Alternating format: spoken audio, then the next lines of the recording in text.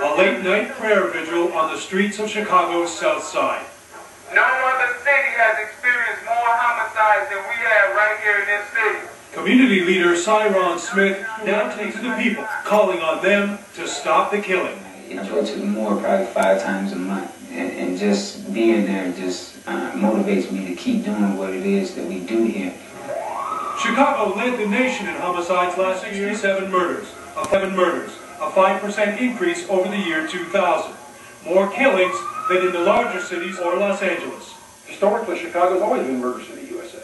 We've had tremendous spikes up in homicide during the Al Capone period and during Prohibition in the 1960s. We hit the peak in the 1970s, actually. What is different now, not only in Chicago, but right across the country, is that murder rates are beginning to rise for the first time in years.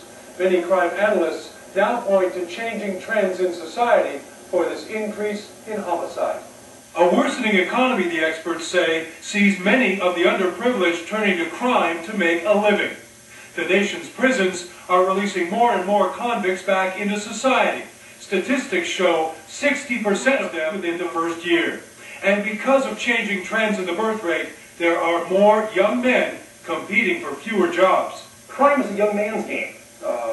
Most people who commit murders are about 20 years old. Most people who commit burglaries are about 16 years old. So simply the number of young males in the population makes a big difference in the crime rate. And it is in the subculture of drug-related gang violence where the majority of the weapon of choice, the gun. Tamika McFadden Harris led the choir in her Chicago church. She was just 26 years old when shot dead last November, shielding her young daughter from gang crossfire. Her uncle, the pastor at her church, says America needs to address this crisis. No single individual can come up with a solution. There's no easy solution. Cyron Smith, a former gang member himself, has decided to be a part of that solution, opening up a grocery store in a tough Chicago neighborhood. He's using the profits to fund programs for local youths and support murder victims' families. When you look at 667 homicides, look at double that as to how many families have been hurt. The victim and the assailant that committed this crime. These are people's lives that have to go on, you know, and that should strike something in everyone's heart. A